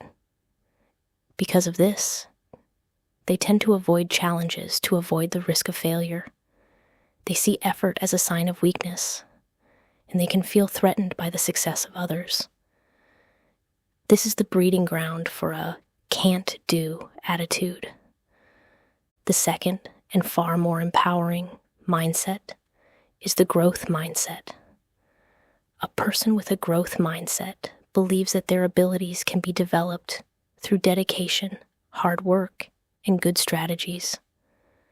They understand that their brain is like a muscle that can get stronger with practice. Because of this, they embrace challenges as opportunities to grow. They see effort as the path to mastery, and they find lessons and inspiration in the success of others. This is the very essence of a can-do attitude. The beautiful news is that a mindset is not permanent. It is a belief, and beliefs can be changed. We can consciously cultivate a growth mindset. One of the most powerful ways to do this is to embrace the magic of one small word, yet. Whenever you catch yourself thinking or saying, "I can't do this," simply add the word "yet" to the end of the sentence. I don't understand this yet. I'm not good at this yet. This one word transforms a statement of permanence into a statement of process. It changes a dead end into an open road. Next, we must learn to focus on the process, not just the outcome. When you are working towards a goal, praise yourself for your effort, for your persistence, for the clever strategy you tried, for your courage in showing up. By celebrating the process, you detach your sense of self-worth from the win or loss column. This allows you to keep going even when the results aren't immediate. We must also learn to reframe failures as lessons. When something doesn't work out as planned, a fixed mindset sees it as a verdict. I am a failure. A growth mindset sees it as feedback. That approach didn't work. What did I learn from this? What can I try differently next time? This reframing is not just a mental trick. It is the fundamental difference between stagnation and growth. To truly anchor this can-do attitude, we need to provide our brains with proof. Your beliefs are built upon the evidence you present to them. Therefore, a powerful practice is to become a conscious collector of evidence of your own capability. I invite you to start an evidence journal or a success log. This is a dedicated notebook where, at the end of each day or each week, you write down every single win, no matter how small. Did you handle a difficult conversation calmly? Write it down. Did you learn a new skill? Write it down. Did you stick to your workout plan? Write it down. Did you solve a tricky problem at work? Write it down. Over time, you will build an undeniable written record of your own strength, resilience, and growth. Then, on the days when your inner critic is loud, on the days when you feel the pull of the can't-do attitude, you can open this journal and read the overwhelming evidence to the contrary. You can remind your own mind of the truth of who you are, a capable, resilient, and ever-evolving being. Welcome to the Luminara Mindset. Your invitation this week is to begin your own evidence journal. It can be a small notebook or a note on your phone. For the next 7 days, at the end of each day, write down just one thing you accomplished, one challenge you navigated, or one lesson you learned. It can be as simple as, I made a healthy meal for myself instead of ordering takeout, or I stayed patient in traffic. The goal is to get into the habit of actively noticing and recording your own capabilities. Welcome to the Luminara Mindset. Chapter 58, Eliminating Energy Drains. We have learned powerful practices for raising our vibration, for cultivating joy, gratitude, and peace. We are learning how to consciously add positive, high-frequency energy to our lives. Today, we will address the other side of the equation, which is equally important. We will learn how to identify and patch the leaks that drain our precious life force. Imagine that your personal energy is like water in a bucket. All the beautiful practices we've explored, meditation, gratitude, visualization, are ways of pouring fresh, clear water into your bucket. But if that bucket is riddled with holes, you will find yourself in a constant state of struggle, working tirelessly to fill a container that is constantly emptying. Eliminating energy drains is the sacred and practical work of patching those holes.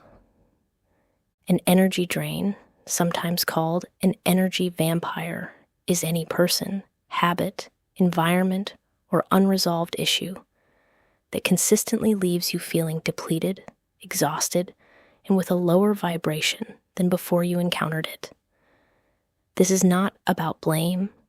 It is about taking radical responsibility for the stewardship of your own energy.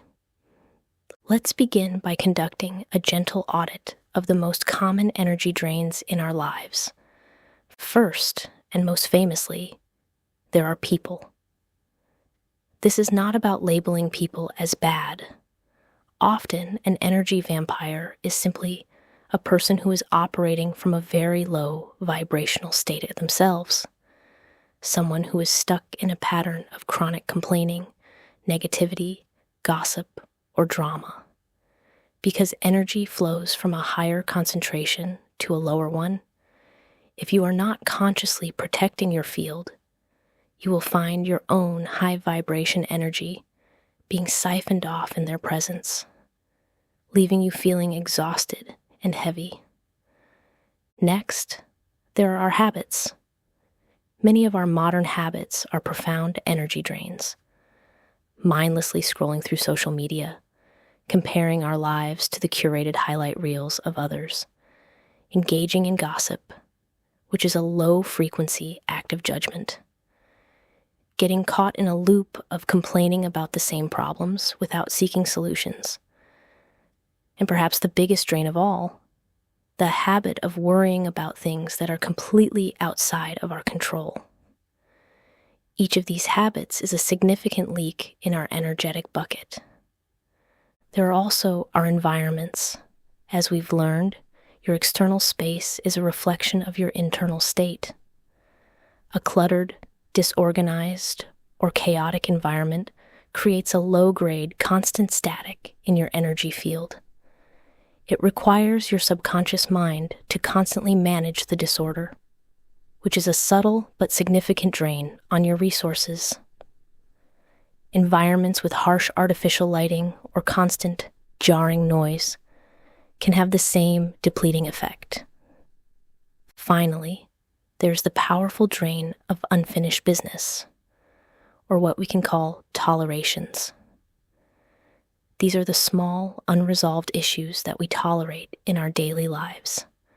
The leaky faucet, the pile of paperwork we've been avoiding, the difficult but necessary conversation we keep putting off, the promise we made to ourselves that we keep breaking. Each of these open loops occupies a piece of your mental and energetic real estate, creating a constant, low-grade hum of stress in the background of your life. The practice of eliminating these drains begins with awareness. For the next few days, I invite you to become a gentle detective of your own energy. The primary question to ask yourself is this: does this person, this activity, or this environment give me energy, or does it take my energy? Pay attention to the signals from your body. Do you feel expansive and light? Or do you feel a sense of contraction, heaviness, or exhaustion? Your body always knows the truth. Once you have identified a drain, you can begin to patch the leak. With people, it is an act of setting loving boundaries. This might mean limiting the time you spend with a particular person, keeping conversations focused on positive subjects, or simply making sure you are in a very grounded and protected state before you interact with them. With habits, it is an act of mindfulness. When you find yourself reaching for your phone to scroll, pause. Ask, what do I truly need right now? Replace the draining habit with a nourishing one. Go on a complaint diet for a day and see how you feel. With environments, it is an act of sanctuary. Choose one small area and clear the clutter. And with unfinished business, it is an act of completion. Schedule just 15 minutes to handle one of those small, nagging tasks. Close the loop. Feel the immediate return of the energy that it was consuming. Preserving your energy is just as important as generating it. Welcome to the Luminara Mindset. Your invitation this week is to perform a mini energy audit. In your journal, create 2 columns, energizers and drainers. Over the next 3 days, consciously pay attention to your energy levels and list the people, habits, and activities that fall into each column. This is a non-judgmental inventory. At the end, look at your drainers list and circle just one that you have the power to change or mitigate this week. Write down one small, actionable step you can take. Welcome to the Luminara Mindset. Chapter 59. Protecting your energy field. We have learned to identify and minimize the external drains on our energy. Now we will learn the active and empowering practice of strengthening and protecting our own personal energy field. This is the art of maintaining your inner peace and your high vibration, even when you are in the midst of a chaotic or negative environment. Let us be very clear from the outset. This is not a practice rooted in fear. We are not building energetic fortresses to hide from the world. This is a practice rooted in loving self-care. Think of it like putting on a raincoat before you go out into a storm. You do not fear the rain. You simply understand its nature, and you take a practical step to ensure you can move through it while remaining comfortable and dry. Energetic protection is your spiritual raincoat. As we've discussed, you are surrounded by an aura, a personal energy field that is the atmosphere of your being. A healthy, vibrant aura acts as a natural filter. It allows for the beautiful, healthy exchange of love and connection, but it naturally repels lower vibration energies like stress, anger, and fear. However, when we ourselves are stressed, tired, or emotionally vulnerable, our energy field can become weak or porous, making us more susceptible to absorbing the energies around us. Learning to consciously protect your energy is the practice of maintaining your energetic sovereignty. It is a declaration that you are the guardian of your inner sanctuary. Let's explore some of the most effective and time-honored techniques for energetic protection. The most foundational practice is the bubble of light. This is a simple but profound visualization that you can do in just 60 seconds each morning. First, stand or sit comfortably and take a few deep, grounding breaths. Feel your connection to the earth. Then, visualize a brilliant, radiant column of pure, white golden light pouring down from the highest source of the universe. See it entering through the crown of your head and filling your entire body from head to toe. illuminating every cell. Now see this light expand outward from your heart center, forming a beautiful, shimmering, egg-shaped bubble of light all around you. See it extending a few feet out from your body in every direction, completely encompassing you. You can choose a color for this bubble that feels most protective to you. Perhaps a shimmering white, a radiant gold, or a deep royal violet. Finally, and this is the key, set a clear intention for this field of light. You might say silently to yourself, I am sealed in this bubble of divine light. Only energies of love and for my highest good may enter this space. Any and all other energies are instantly and harmlessly deflected. Feel the sense of safety and serenity within your protected space. Another powerful technique is cutting cords. Over time, we can form energetic cords of attachment to other people, places, or past situations. While healthy cords with loved ones are beautiful, unhealthy cords, especially from difficult or past relationships, can act as a constant drain on our energy. To cut these cords, you can sit in meditation and call to mind the person or situation you wish to disconnect from.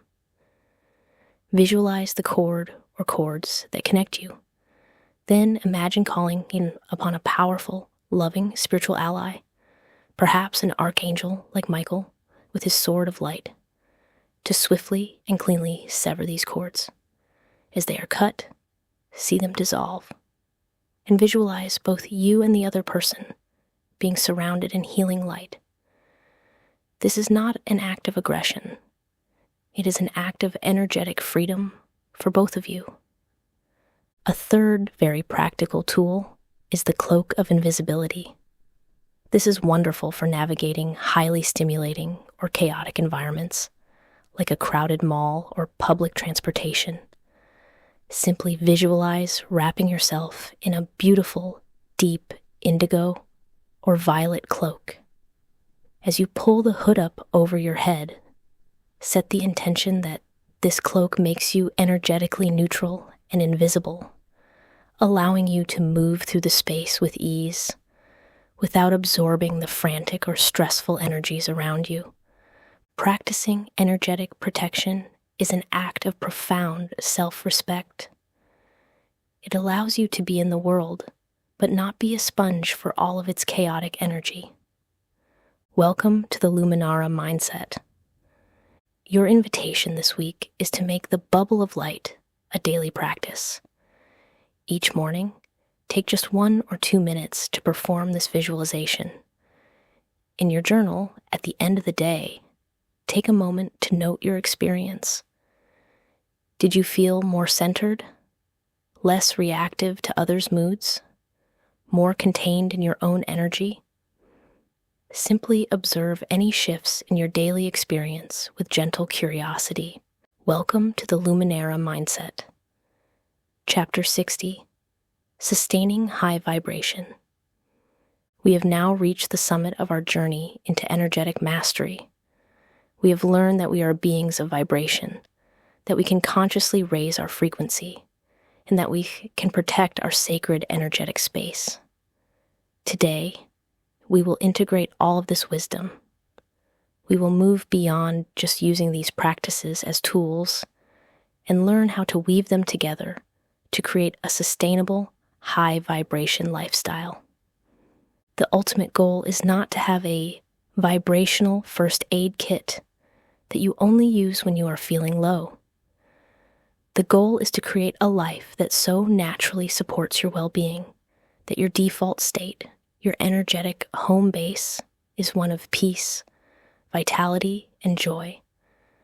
This is not about achieving a state of perpetual bliss or denying the challenges of life. It is about creating a life of such deep energetic integrity that when the storms of life do come, you have the resilience and the centeredness to navigate them with grace. A high vibration lifestyle can be built upon 4 key pillars. The first pillar is mindful consumption. This is about becoming the conscious gatekeeper of what you allow into your sacred temple, your body, your mind, and your energy field. This includes the food you eat, choosing whole, living, high-energy foods that nourish your cells.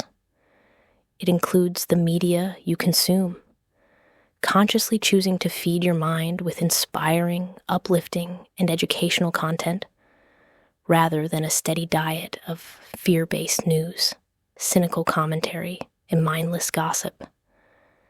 And it includes the people you surround yourself with, choosing to spend the majority of your time with those who uplift, support, and inspire you.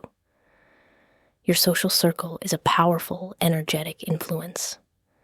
The second pillar is conscious creation. This is about being intentional with the energy you are putting out into the world. This includes your thoughts, the daily practice of pivoting from fear to love, from complaint to gratitude. It includes your words, understanding that your words carry a creative vibration, and choosing to speak out words of kindness, encouragement, and truth. And it includes your actions, the practice of taking inspired, aligned action towards your purpose, allowing your unique gifts to flow out into the world. The third pillar is energetic hygiene. This is the daily maintenance of your personal energy field.